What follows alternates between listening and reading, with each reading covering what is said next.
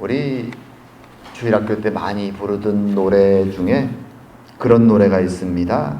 세상은 평화 원하지만 전쟁의 소문 더 많아진다. 그런 노래가 있죠.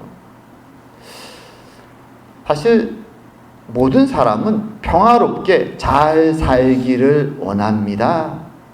하지만 이 세상은 결코 평화를 용납하지 않습니다.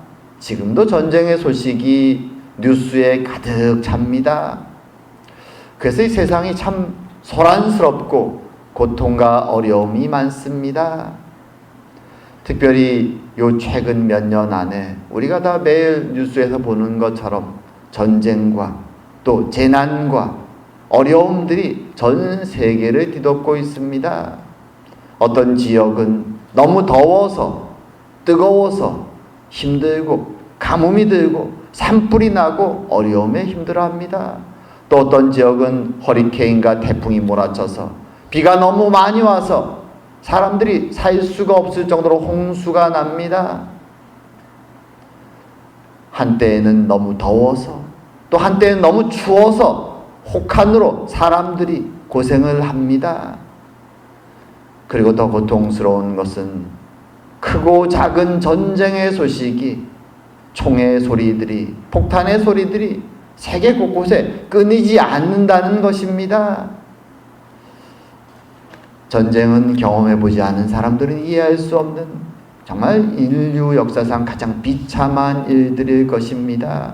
죽음의 두려움이 시시각각으로 그들을 덮어오는 것이죠. 하지만 지금 이 세상이 겪는 재난과 전쟁의 이 두려움과 공포들은 이 세상의 역사를 보면 전혀 새로운 것이 아닙니다. 인류의 역사는 온통 재난과 전쟁의 소식으로 가득 차 있습니다. 어떤 때는 재난이 일어나고 어떤 때는 전쟁이 일어나고 어떤 때는 두 가지가 함께 일어나서 인간의 삶을 아주 고통스럽게 만들어 갑니다.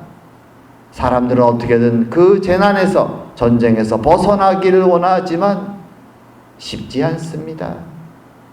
오늘 본문에도 오랜 포로 생활을 하다가 이제는 평화와 안식을 원하는 이스라엘 백성이 등장합니다.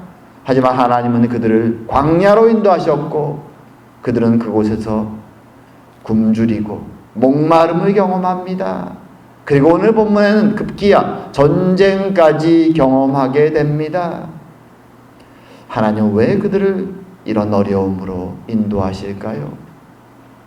왜 하나님의 백성들에게 고대하는 평화와 안식을 주시지 않는 것일까요? 오늘은 이 사건을 통해서 하나님이 이스라엘 백성들에게 전쟁을 허락하시는 이유가 무엇인가? 그리고 그것을 통해서 주기 원하는 메시지가 무엇인가? 한번 곰곰이 생각해보는 시간을 갖기 원합니다.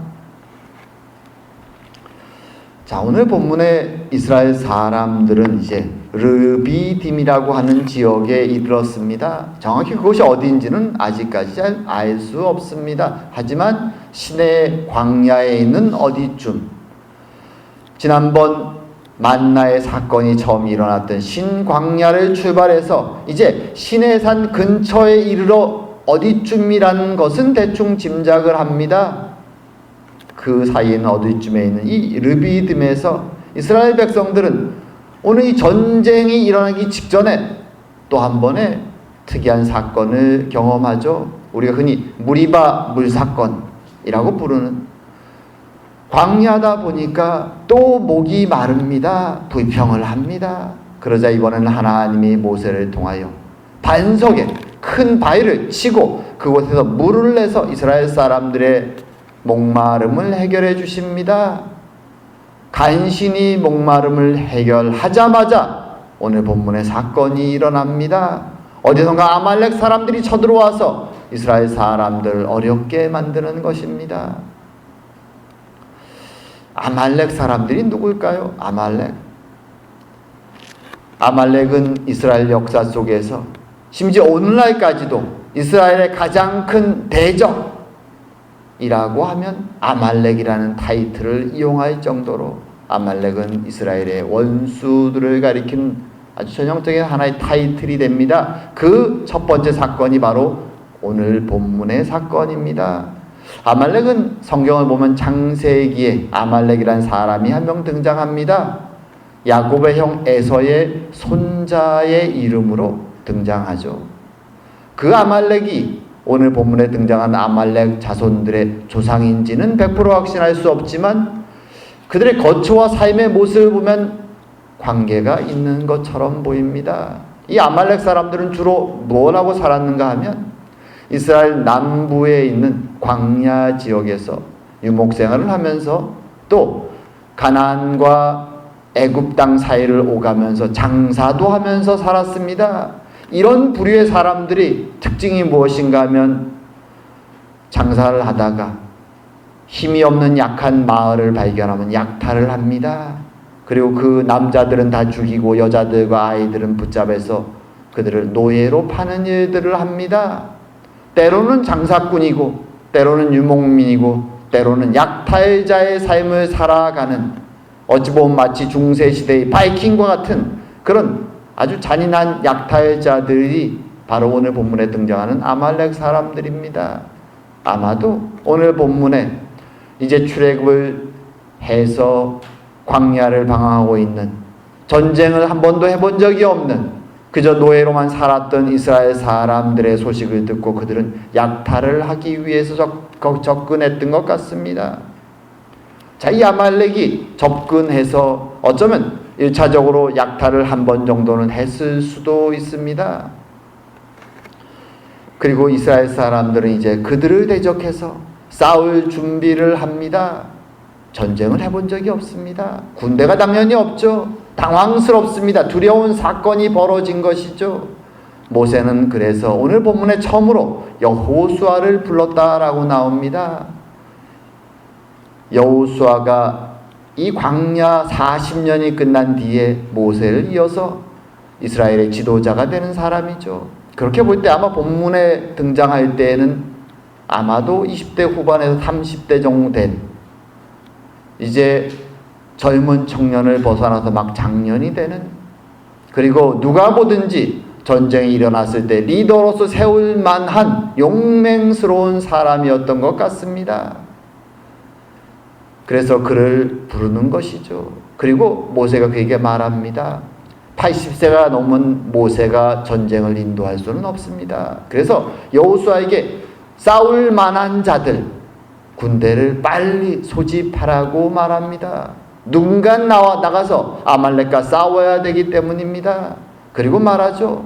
너희들이 나가서 싸울 때 나는 너희들의 전쟁터 옆 산 위에 올라가서 여호와의 지팡이를 들고 너희들을 위해 기도하겠다고 말합니다.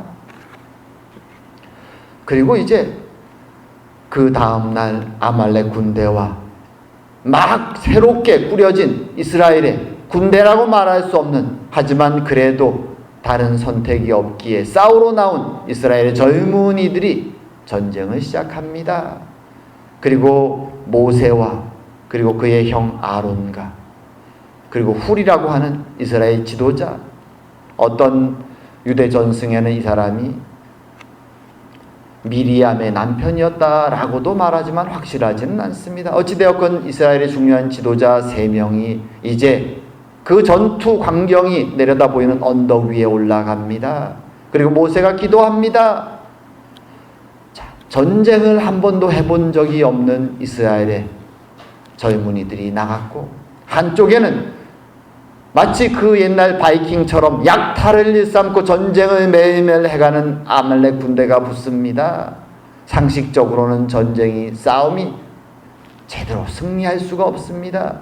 무기조차 제대로 없는 이스라엘 사람들이 아마도 막대기나 붙잡고 나갔을 텐데 어떻게 이길 수 있을까요? 하지만 기적이 일어납니다. 모세가 나가서 지팡이에 손을 붙잡고 들고 그 옛날 하나님이 출애굽할 때에 하나님의 기적을 일으켰던 것처럼 그렇게 기도하면 이스라엘이 이깁니다.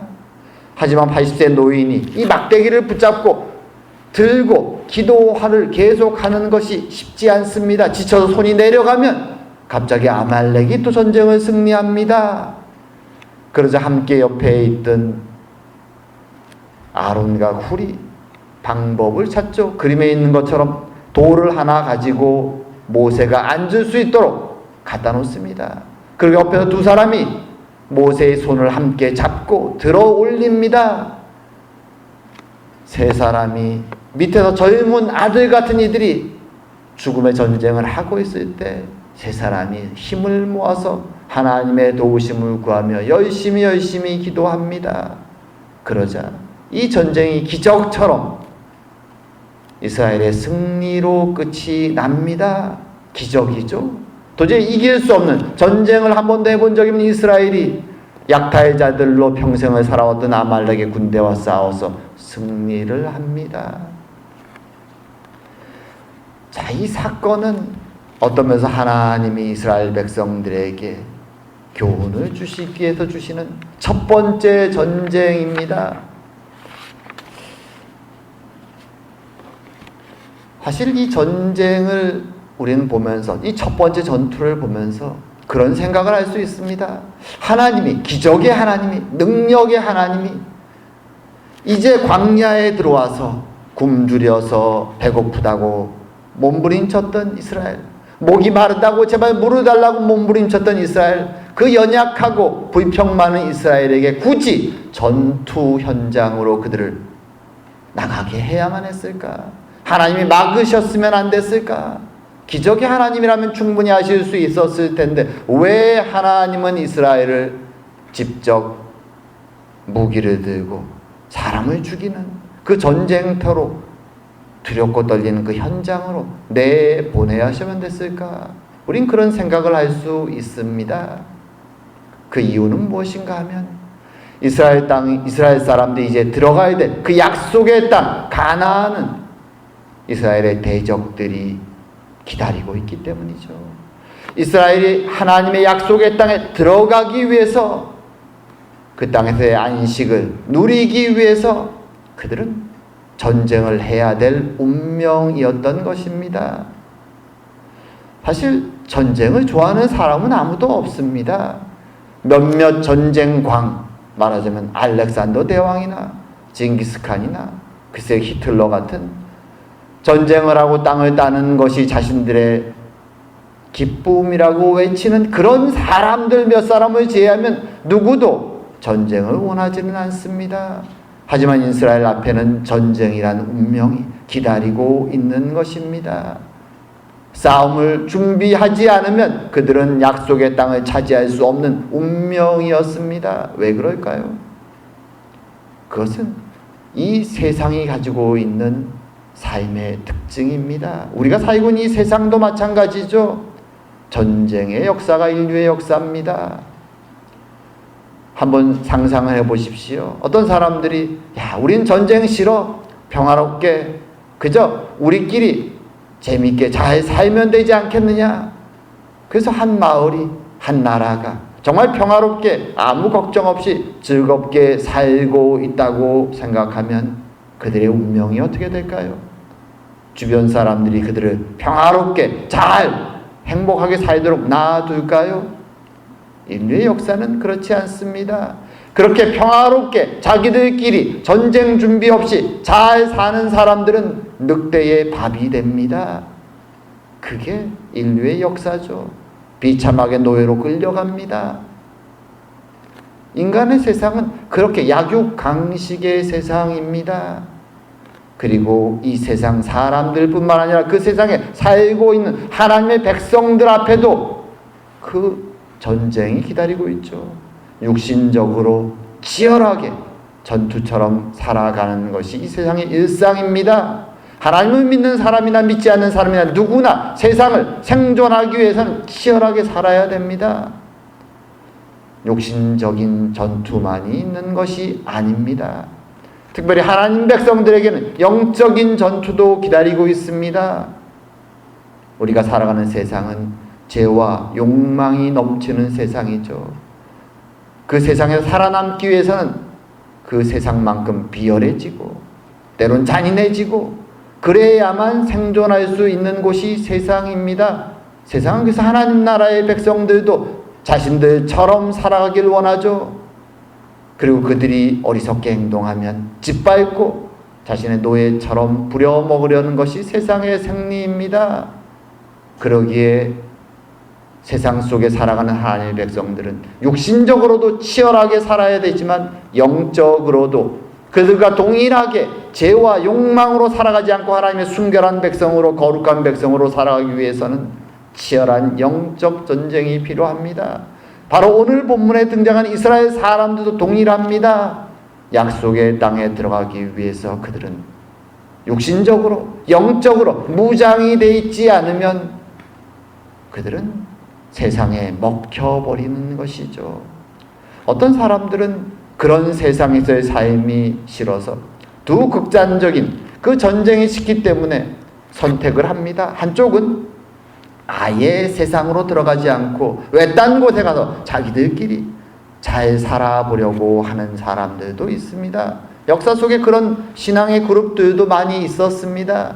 또 한 그룹은 세상에 들어가서 풍요롭게 살지만 세상과 다투는 것이 아니라 그저 어울렁더울렁 내가 그들과 다르다는 티를 내지 않고 적당히 섞여 살아가는 사람들도 있습니다. 하지만 이 두 가지 다 하나님은 노라고 말합니다. 그것은 하나님의 백성의 모습이 아니라고 말하죠.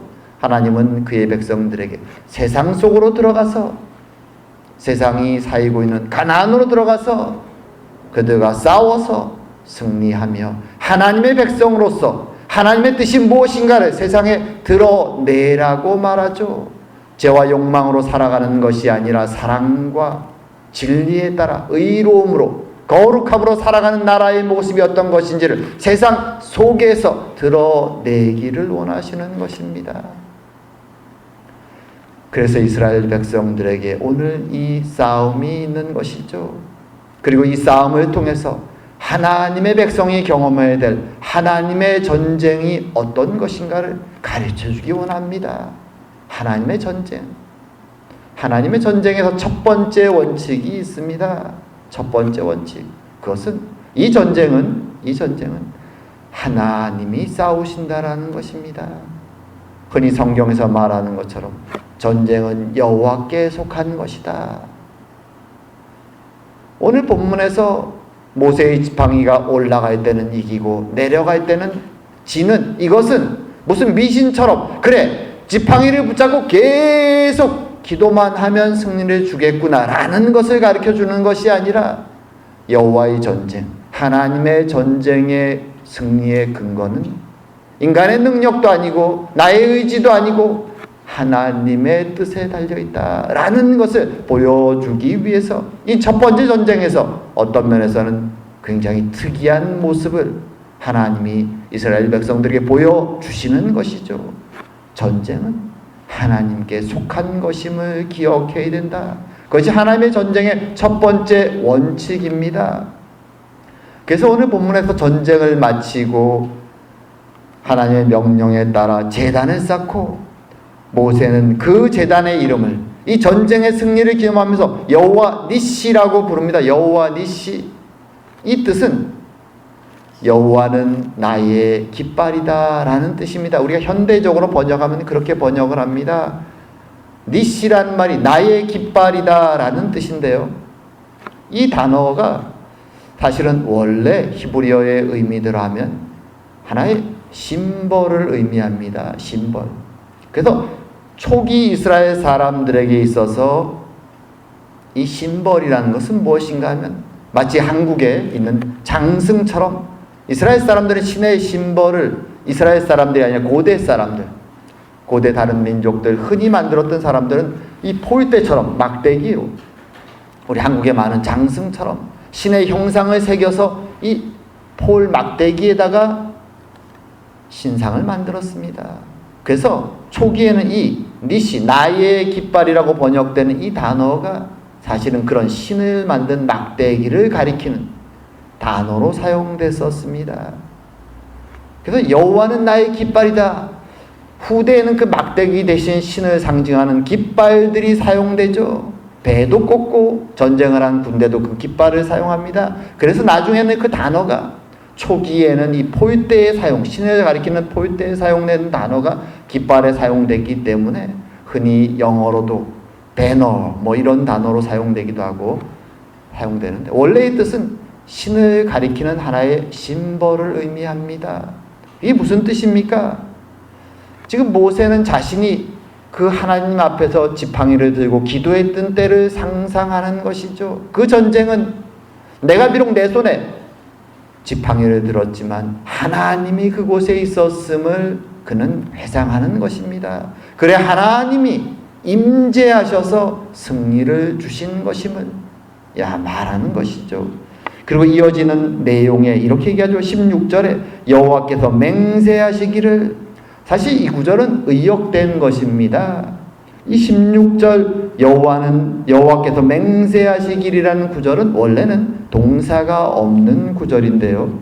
그걸 히브리어로 직역하면 여호와의 보좌 위에 손까지가 원래 오리지널 히브리어 문장입니다. 무슨 말입니까?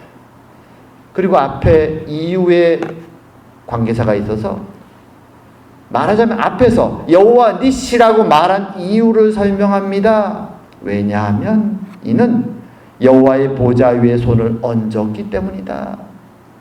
자신이, 모세가 생각하는 거죠.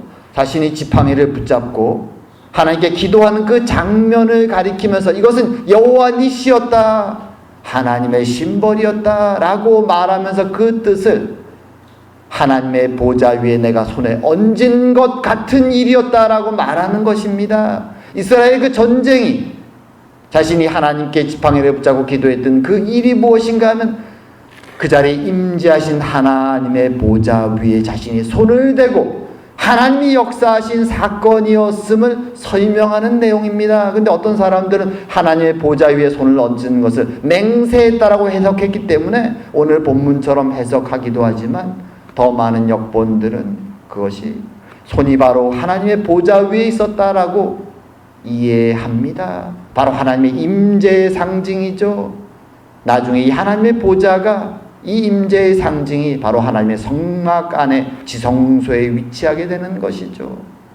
모세는 이 첫 번째 전쟁을 생각하면서 이스라엘 백성들에게, 여호수아에게 이것을 기억하라고 외치면서 말하는 것이죠. 이 전쟁은 하나님이 그 자리에 보좌가 임재하셨기에 승리할 수 있었던 것이다. 이것을 기억하라 라고 말하는 것입니다. 그것이 하나님의 전쟁의 가장 중요한 특징입니다. 근데 우리는 이 하나님의 전쟁을 생각할 때 착각하는 것들이 있습니다. 그래, 하나님이 싸우시지, 내가 끊임없이 열심히 부르짖으면 하나님이 승리를 주시지라고 말하면서 한 가지 착각하는 것이 있습니다. 나의 전쟁과 하나님의 전쟁을 착각하는 경우들이 있습니다.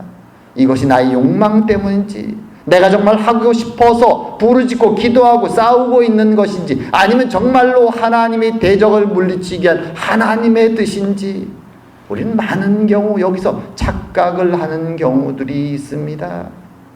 우리는 그럴 때 항상 돌아보는 것이 필요하죠. 이것이 하나님의 전쟁인가? 아니면 나의 욕망으로부터 시작된, 나의 욕심으로부터 시작된 일인가?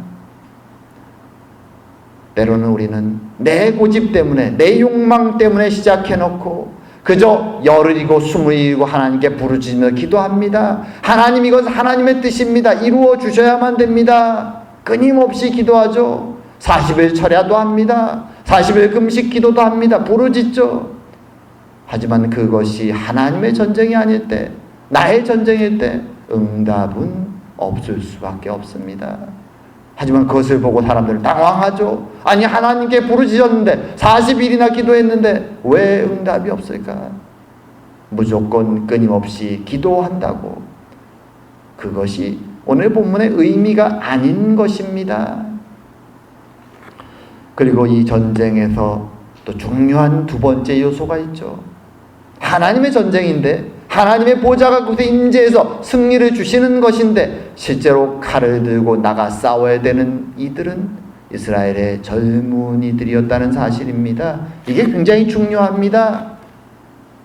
하나님은 하나님의 전쟁을, 하나님이 그저 공중에서 기적적으로 대적들과 우리가 싸울 필요도 없이 말 한마디로 적을 다 죽여주시는 그런 전쟁을 하시는 것이 아니라 실제로 그 두려운 현장에서 적들이 칼을 들고 덤벼드는 그 현장 속에서 이스라엘의 젊은이들이 서서 그들과 칼을 맞대고 싸우고 때론 내가 베이고 피가 흐르는 그 현장에 서서 버티며 싸우게 하심을 통하여 승리를 주신다라는 것입니다.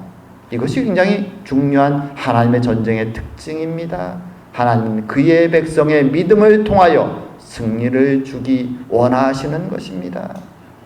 그래서 하나님 백성들이 하나님의 백성으로 세상 속에 살아가는 것이 쉽지 않은 것입니다. 하나님은 그의 백성들이 전쟁을 수행해 나갈 경험을 가지기를 원합니다.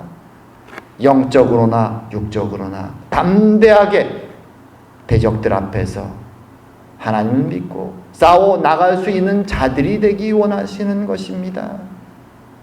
전쟁을 경험해보지 않은 자들은 전쟁을 할 수 없습니다. 그것이 육적 전쟁이든 영적 전쟁이든 싸움에 훈련되지 않고 싸워보지 않은 사람은 전쟁에 나갈 수가 없죠. 실제 전투에서도 그렇습니다. 총을 아무리 훈련 때 많이 쏴도 적들의 총알이 실제로 날아오는 현장에서 총을 쏴보지 않은 사람들은 그 총알이 날아오는 앞에서 제대로 총을 쏠 수가 없습니다. 너무 두려우니까요. 적이 없을 때는 혼자서는 열심히 총을 잘 쏠 수 있죠. 하지만 전쟁터에서 경험이 없는 사람들이 실제로 총알이 날아오는 현장에 나갈 때 모두 다 고개를 떨구고 벌벌 떨 수밖에 없습니다. 그것이 준비되지 않은 자들의 모습입니다. 그것은 육적으로나 영적으로나 마찬가지입니다. 하나님은 그의 백성들에게 실제로 그 전쟁터에 서서 하나님의 싸우심을, 하나님의 능력을 경험하도록, 적과 대치하는 것이 어떠한 일인지 경험하도록 하나님은 오늘 이 전쟁을 치르게 하시는 것입니다. 이것은 굉장히 중요하죠. 그리고 동시에 그 싸움을 하는 자들에게 기억시키시는 것입니다. 기억해라. 너희들이 오늘 싸워서 승리한 이 전쟁이 결단코 너희들의 능력 때문에 얻어진 것이 아님을, 이는 여호와의 전쟁임을 기억하라고 말씀해 주시는 것입니다. 이것은 하나님의 백성들에게 굉장히 중요한 교훈입니다. 그 옛날 이스라엘 사람들도 가나안 땅으로 들어가야 되는 그들도 육적으로나 영적으로나 이것을 준비하고 나아가는 것은 굉장히 중요했고, 오늘날 이 땅을 살아간 우리들에게도 굉장히 중요한 교훈입니다. 세상은 오늘날도 역시 치열하죠. 그 속에서 우리는 하나님의 진리에 따라서 하나님의 영광과 사랑을 드러내며 살아가야 됩니다. 세상 속에서 잘못되면 우리는 세상에 휘둘려서 세상 사람처럼 변할 수도 있죠. 이스라엘이 가나안 땅에 들어가서 승리를 얻은 다음에 가나안의 문화에 휘둘려서 가나안 사람처럼 되어서 하나님의 책망을 받는 장면들이 얼마나 많이 나오는지 알 수 없습니다. 세상을 살아가는 것은 쉽지 않다는 것이죠. 하나님은 오늘날 우리에게도 말씀하시죠. 내가 너희들과 함께한다. 기억하라고 말씀하십니다. 내가 너희들과 함께 싸울 것이다. 기억하라고 말씀하십니다.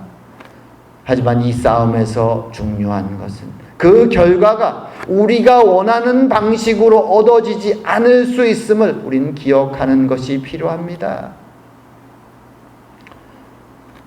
우리는 초대교회 예수님의 12 제자들이 어떤 사역을 했고 그들이 어떤 죽음을 맞이했는지 잘 기억하고 있습니다. 만약 세상의 방식대로 승리를 기대한다면 그들은 많은 사람들의 전도를 통해 구원을 얻고 호응을 얻고 그들의 위대한 선생님들이 다 되어서 평화롭게 잘 살아야 했을 것입니다. 하지만 그들은 항상 매맞고 감옥에 갇히고 고생스러운 삶을 삽니다. 하나님의 기적과 역사가 계속 일어납니다. 하지만 그들의 삶은 쉽지 않았습니다. 그리고 그들의 대부분은 결국 순교자의 길을 걸어갔습니다. 세상 사람들의 눈에는 결코 승리자의 모습처럼 보이지 않습니다. 하지만 하나님은 그들의 영적 전투를 사용하셨고 그들의 헌신과 수고를 통하여 결국 그 로마 제국을, 그들을 압제하고 그들을 죽였던 로마 제국을 기독교 국가로 변화시켜 주십니다. 하나님의 승리는 하나님의 방식을 따라 이루어집니다. 우리가 이해할 수 없을 때도 많습니다. 하지만 중요한 것은 우리 하나님은 지금도 살아 역사하시며 그 옛날 그리스도의 십자가를 통하여 여호와 니시 되심을 증명하신 승리의 하나님은 지금도 우리와 함께 하시며 하나님의 역사를 완성하시기 위해 일하고 계시다라는 것입니다. 우리는 그 하나님을 믿고 오늘날도 세상 속에서 육적으로나 영적으로 깨어서 이 전투를 매일매일 해 나가야 하는 것입니다. 기도하며 말씀을 읽으며 하나님의 진리에 따라 살아가기 위해서 노력해야 되는 것입니다. 그렇게 살아갈 때 하나님은 그 옛날 이스라엘 사람들에게 보여주셨던 놀라운 일들을 우리의 삶 속에서도 일으켜 주실 것입니다. 그 하나님을 믿고 하루하루 살아가는 저와 여러분 되기를 주의 이름으로 축원드립니다. 기도드리겠습니다. 사랑과 은혜의 하나님 아버지, 광야 속에서 연약하고 부족한 이스라엘 사람들에게 이제 전투를, 죽음의 공포를 경험하는 그 어려운 일을 겪게 하신 하나님, 그리고 그것을 통하여 하나님의 전쟁이 어떤 것인가를 가르쳐 주신 하나님, 참으로 이 세상은 잔인하고 다툼과 전쟁이 끊이지 아니하고 인간의 욕망이 넘치는 곳이기에 하나님이 그의 백성들이 그곳에서 승리자들이 될 수 있도록 하기 위해서 그들에게 하나님의 전쟁을 가르쳐 주셨음을 주님 우리에게 알려주시니 감사합니다. 우리가 살아가는 오늘도 우리는 여전히 영적 전투 중에 있음을 깨닫게 해주시니 감사합니다. 우리가 매일 주님의 이 전투에서 준비되게 하시고 경험되게 하시고 승리되어서 하나님의 은혜를 경험하며 감사와 찬양을 올리며 살아가는 하나님 백성들이 다 될 수 있도록 주님 역사하여 주시옵소서. 우리에게 담대한 은혜를 허락하여 주시옵소서.